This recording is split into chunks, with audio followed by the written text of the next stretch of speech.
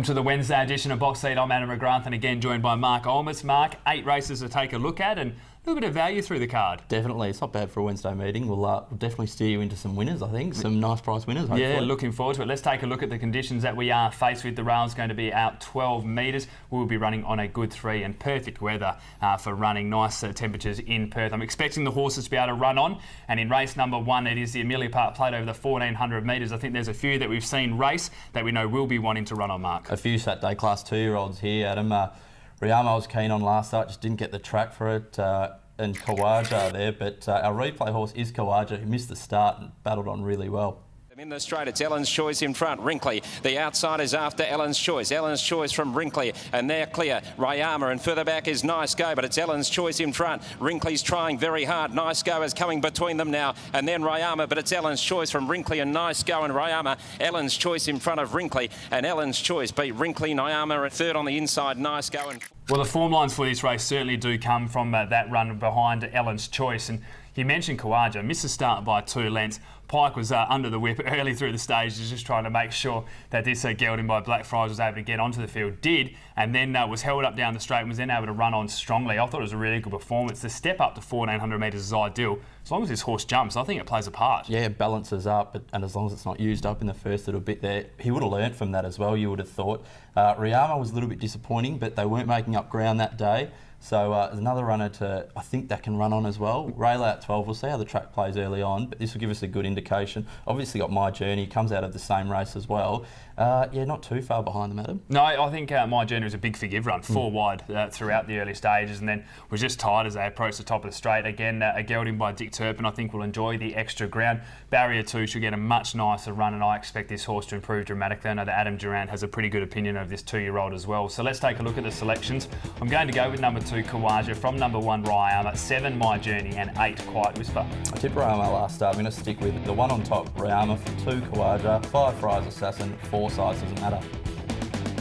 Race number 2 at Ascot. It is over the 1,200 metres, an event for the 3-year-olds only. And I'm really excited about this race because there's a few that have been knocking on the door, just needing a little bit of luck. And there's quite a few little gear changes and tactical changes I think is going to make this race very interesting. It's a race full of those horses that have been running behind the really good ones that have been streeting them, and they all come together here, and it's quite an even bunch. We'll have a look at the replay of Detente, who ran second behind Kovara. Behind him, and he quickly gave them the go-by. Corvara booted away, and at the cutaway at the 200-metre mark, he'd put up about 2.5 lengths to Detente, followed then by Chief Denman. He has another long look around on Corvara. It's well clear passing the 100. Detente is battling away, and then So Fancy, followed by Special Jewel Chief Express, but Corvara did it easily. Corvara beat Detente. Well, you mentioned horses that have been running into good types. Detente is one of those. Beaten by Corvara last start. The start before beaten by Just Act Natural, and then you go back last prep, beaten by Universal Law. So this horse has always been running into good gallopers. It's been fancied in a lot of those. Was $4.20 against Universal Law. Was still $6 last start, even though Corvara was a very short price favourite as well. Barrier 3, good sign for this galloper. He had to sit nice and close. The other good sign is that Jason Whiting's had a couple of opportunities, and he has selected to go with this galloper here for Keith Mifflin. So I think she can really play a nice part in this race. I've got a bit of time for her, and she will be running on strongly. Connections are lucky. They'll be able to see the first race as well. Just see what's doing. They can either sit behind the leader or take a forward position at the front. It'll be interesting to see what they do end up doing with the track. We'll have a look at number 8, Corrente, as well. First start in a big field was really impressive. You like to see those horses running on in those big fields. I really like Corrente. I thought it was a massive run. Barrier 2, Paul Harvey takes the ride here. Touch of Silver won the race. Got a very big opinion of that as well. Was only 1.5 lengths behind after being held up at some stages through in the run. I think it has a lot of positives. You can see this horse just sitting behind the speed, getting out the top of straight and winning at nice each way odds. For mine, it certainly has to be in your top 4. So does probably impressive image purely on the colours, the owners, the trainer and the jockey who's just flying at the moment. So many positives for this filly by More Than Ready. There's already a nice thing, filly by More Than Ready. They paid $150,000 for her as well. You take a look at the trial times that she was under no pressure at all. She's run 56.82. Now on that same day, Lasahan's run 56.4. Of course, started favourite on Saturday, although disappointing. disappointing. Amelia's Love ran 56.7. That came out and won as a $2 favourite on Sunday as well in Perth. So the trial forms, and Whispering Brook actually ran 57.56, so was slower than Impressive Image on that day. And as I said, untouched. There's a lot of positives for this filly. For mine, she is the one to beat. That is the way I'm going to be tipping. Number 10, Impressive Image on top. From number 8, Corrente. Number 2, Boss Striker, and a 6, Detente. I'm going with Detente to break through. Number 6, from 10, Impressive Image. 7, the Bunya Poem. 8, Corrente.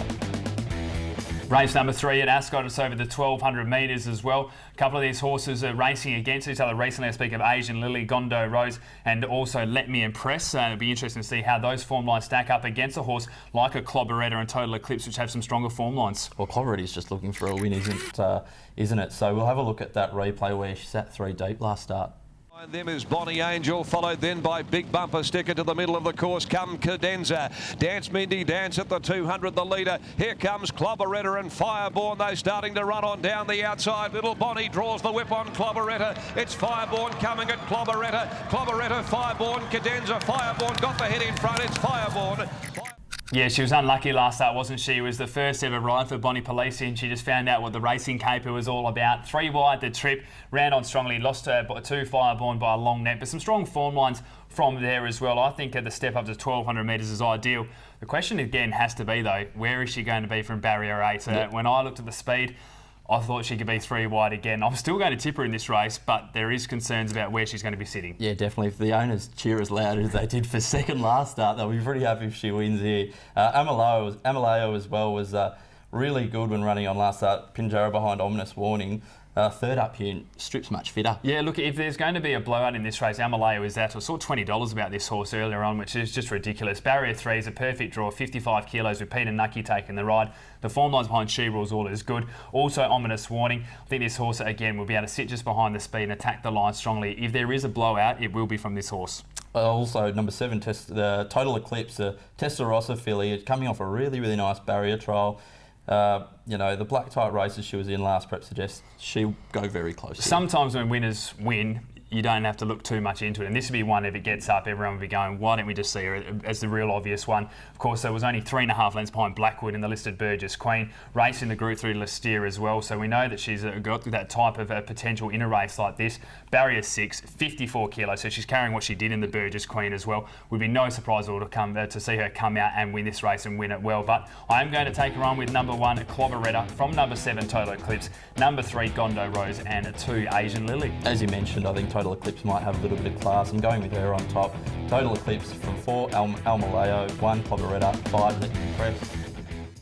Race number 4 at Ascot, it's over the 1,600 metres, and there's some horses in this race coming in form. Bazinho racing very well. Major Mumbo, a last start winner. Culverin in career best form, and I think we're all waiting to see Take It Like a Man step up as well. Blinkers going on and Paul Harvey to ride. Yeah, not a bad field this. You see some of these running around on a Saturday, and number 5, Culverin, which we're going to have a look at the replay at, 20-1, box seated and just battled on, stuck the head out to win.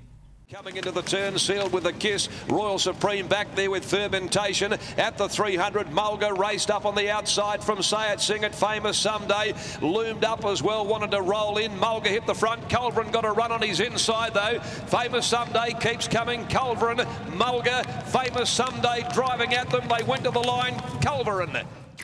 Really good performance here by Culverin. Watching the replay over and over, it got more impressive as I watched it. It was a horse, as you said, it did have the really nice run, but it had excuses, especially when the horses in front closed, but it wanted to get through the gap. It pumped through the gap, as you mentioned, was able to win by a short head over Mulga, which we know the form lines have held up from Saturday racing as well.